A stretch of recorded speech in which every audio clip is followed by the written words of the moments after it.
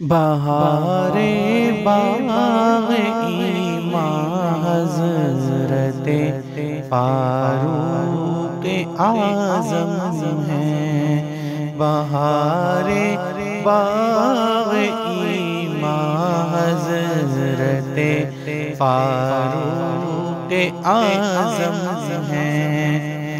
بہار باغ ایمان حضرت فاروق اعظم ہے۔ چراغ بزم عرفان حضرت فاروق۔ الحمدللہ رب العالمین والصلاة والسلام علی سید الانبیاء والمرسلین وعلی آلہ الطیبین الطاہرین واصحابہ الہادین المہدیین، اما بعد فاعوذ باللہ من الشیطان الرجیم، بسم اللہ الرحمن الرحیم۔ سلسلہ معلومات اسلام، اس کے پروگرام فیضان حبیب میں عبدالحمید نعیمی آپ کی خدمت میں عرض گزار ہے۔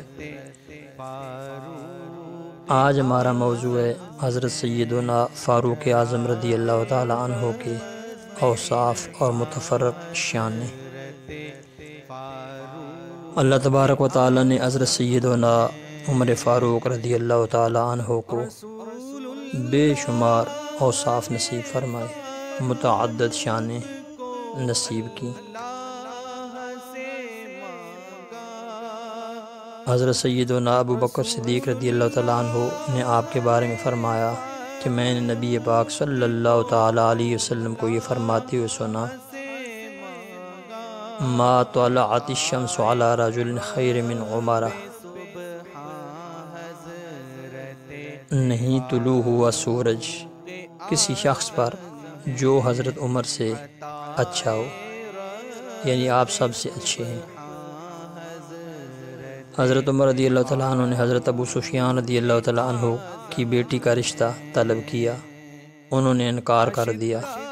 نبی اقدس صلی اللہ تعالیٰ علیہ وسلم کو معلوم ہوا تو آپ نے فرمایا، ما بین لابت المدینۃ رجل خیر من عمر، مدینہ شریف کے دونوں کناروں کے درمیان جتنی آبادی بھی ہے، کوئی شخص بھی حضرت عمر سے بہتر نہیں۔ آپ کا ایک وصف تواضع، انکساری اور عاجزی بھی تھا۔ معزز سامعین، تواضع، انکساری اور عاجزی کے متعلق احادیث پاک بہت زیادہ ہیں۔ ان میں سے ایک حدیث پاک میں ہے، ما تواضع احد للہ الا رفعہ اللہ، کوئی ایک بھی تواضع نہیں کرتا مگر جو کرتا ہے اللہ اس کو بلندی عطا فرما دیتا ہے۔ حضرت عمر رضی اللہ تعالیٰ عنہ میں یہ وصف بہت زیادہ تھا۔ مشہور تابعی حضرت سعید بن مسیب رضی اللہ تعالیٰ عنہ بیان فرماتے ہیں کہ حضرت عمر رضی اللہ تعالیٰ عنہ مٹی پر چادر بچھاتے، واستلقى علیہ، پھر اس پر آرام فرمایا کرتے تھے۔ حضرت عامر بن ربیعہ فرماتے ہیں کہ دوران حج، دوران سفر میں نے دیکھا کہ حضرت عمر رضی اللہ تعالیٰ عنہ خیمہ نہیں لگواتے تھے، درخت کے سائے کے نیچے آرام کیا کرتے تھے۔ مستدرک حاکم میں ہے کہ حضرت ابو عبیدہ بن جراح نے دیکھا کہ حضرت عمر رضی اللہ تعالیٰ عنہ نے اونٹنی کو پانی پلایا، موزے گیلے ہونے سے بچانے کے لیے آپ نے ان کو کندھے پر رکھ لیا۔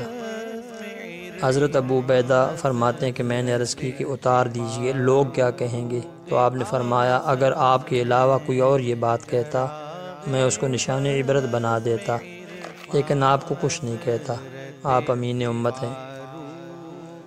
پھر آپ نے فرمایا کہ انا کنا اذل قوم، بے شک ہم ذلیل قوم تھے، فاعزنا اللہ بالاسلام، اللہ تعالیٰ نے ہم کو اسلام کے ذریعے عزت دی، لہذا ہر غیر سے عزت طلب کرنا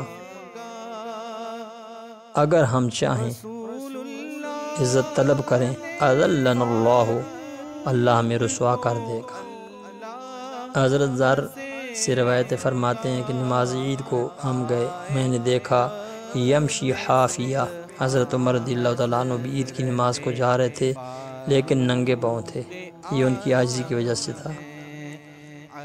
حضرت عبداللہ فرماتے ہیں کہ حضرت عمر رضی اللہ تعالیٰ عنہ نے ایک دفعہ مشکیزہ اپنی پشت پر اٹھایا، کسی نے پوچھا تو آپ نے فرمایا میرا نفس عجب اور خود پسندی کا شکار ہو گیا، اس لیے میں اس کو سبق سکھا رہا ہوں، اسے ذلیل کر رہا ہوں۔ معزز سامعین، سخاوت میں بھی حضرت عمر رضی اللہ تعالیٰ عنہ کا نمایاں مقام ہے۔ بخاری شریف میں ہے کہ حضرت عبداللہ بن عمر رضی اللہ عنہما نے فرمایا ما رأیت احدا قط بعد رسول اللہ صلی اللہ علیہ وسلم من حین قبض کان اجد و اجود حتی انتہى من عمر بن الخطاب۔ میں نے نبی اقدس صلی اللہ تعالیٰ علیہ وسلم کے بعد جب آپ صلی اللہ علیہ وسلم اس دنیا سے پردہ فرما گئے، کسی کو حضرت عمر رضی اللہ تعالیٰ عنہ سے زیادہ سخی نہیں دیکھا۔ سخاوت آپ پر انتہا ہو گئی، ختم ہو گئی۔ طبقات کبریٰ میں ہے کہ عامر بن حرم فرماتے ہیں اجازہ رجلا بألف دینار، حضرت عمر رضی اللہ تعالیٰ عنہ نے ایک شخص کو 1000 سونے کے سکے انعام دیا۔ ابن ابی شیبہ میں ہے کہ حضرت اکرمہ نے فرمایا کہ ایک حجام نے حضرت عمر رضی اللہ تعالیٰ عنہ کی حجامت کی، دوران حجامت حضرت عمر نے کھنگارا گلا صاف کرنے کے لیے، آپ کا رعب اتنا تھا کہ اس حجام کا وضو ختم ہو گیا، آپ نے حجامت کے بعد 40 درہم اسے دیے اور اس کی دلجوئی کی۔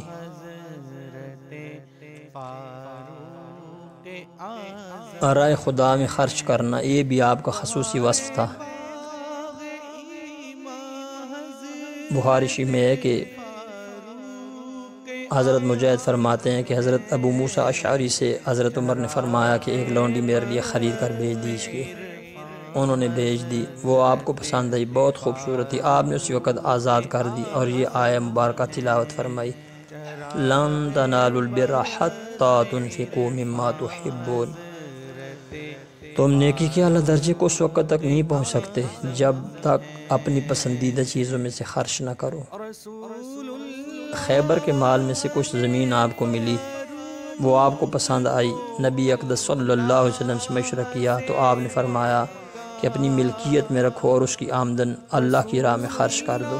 تو آپ نے اپنے ورثاء کو فرمایا اس کو نہ بیچنا نہ ہی کسی کو ہبہ کرنا، اس کی آمدن اقربا، غربا، یتامہ، بیوگان، مسافروں اور مہمانوں پر خرچ کرنا۔ آپ خود جب تک حیات رہے خرچ کرتے رہے، آپ کے بعد آپ کی اولاد بھی اسی طرح خرچ کرتی رہی۔ حضرات، یہ واقعہ تو مشہور ہے ہی کہ غزوہ تبوک کے موقع پر آپ نے اپنے مال کے 2 حصے کیے، ایک حصہ گھر والوں کے لیے رکھا، دوسرا نبی اقدس صلی اللہ تعالیٰ علیہ وسلم کی خدمت میں حاضر کر دیا۔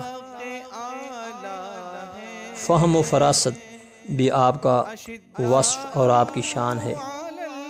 ریاض النظرہ ابو جعفر احمد طبری 694 میں فوت ہوئے، ان کی کتاب میں ہے کہ حضرت عمر رضی اللہ تعالیٰ عنہ کے دور میں حضرت سیدنا علی رضی اللہ تعالیٰ عنہ نے خواب دیکھا کہ نبی اقدس صلی اللہ تعالیٰ علیہ وسلم کی اقتداء میں نماز فجر ادا کی، بعد از نماز نبی اقدس صلی اللہ تعالیٰ علیہ وسلم محراب سے ٹیک لگا کر تشریف فرما ہوئے، اتنے میں کسی نے کھجوروں کا ایک تھال تحفتاً پیش کیا، آپ صلی اللہ علیہ وسلم نے مجھے فرمایا کہ علی کھاؤ گے؟ میں نے عرض کی جی، تو آپ نے اپنے مبارک ہاتھوں سے میرے منہ میں ایک کھجور رکھی، پھر پوچھا، میں نے پھر عرض کی نعم، آپ نے پھر ایک اور کھجور اپنے مبارک ہاتھوں سے میرے منہ میں ڈال دی، پھر خواب ختم ہو گیا لیکن ذائقہ اور لذت ابھی تک زبان پر موجود تھی۔ پھر میں اٹھا، نماز فجر کا وقت تھا، گیا حضرت عمر رضی اللہ تعالیٰ عنہ کی اقتداء میں نماز پڑھی، بعد از نماز حضرت عمر رضی اللہ تعالیٰ عنہ بالکل اسی جگہ ٹیک لگا کر بیٹھ کے جہاں رات کو مجھے نبی پاک علیہ السلام کی زیارت ہوئی تھی، آپ ٹیک لگا کر بیٹھے تھے۔ کسی آدمی نے کھجور کا ایک تھال تحفتاً پیش کیا۔ آپ نے مجھے فرمایا علی کھاؤ گے؟ میں نے عرض کی جی۔ آپ نے اپنے ہاتھوں سے میرے منہ میں ایک کھجور ڈالی۔ دوبارہ پوچھا، میں نے پھر عرض کی نعم۔ آپ نے پھر میرے منہ میں ایک کھجور اپنے مبارک ہاتھ سے ڈال دی۔ پھر دیگر لوگوں میں کھجور تقسیم کرنے کا حکم دے دیا۔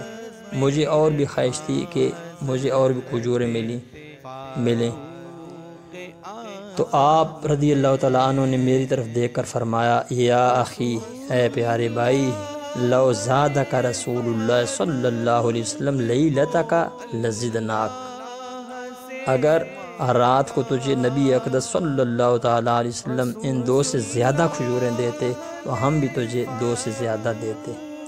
حضرت علی رضی اللہ تعالیٰ عنہ فرماتے ہیں فعجبت، میں بڑا تعجب میں پڑ گیا، وقلت قد اطلعہ اللہ ما رأیت البارحہ، اور میں نے سوچا کہ جو چیز میں نے خواب میں دیکھی وہ ان کو اللہ تعالیٰ نے بتلا دی۔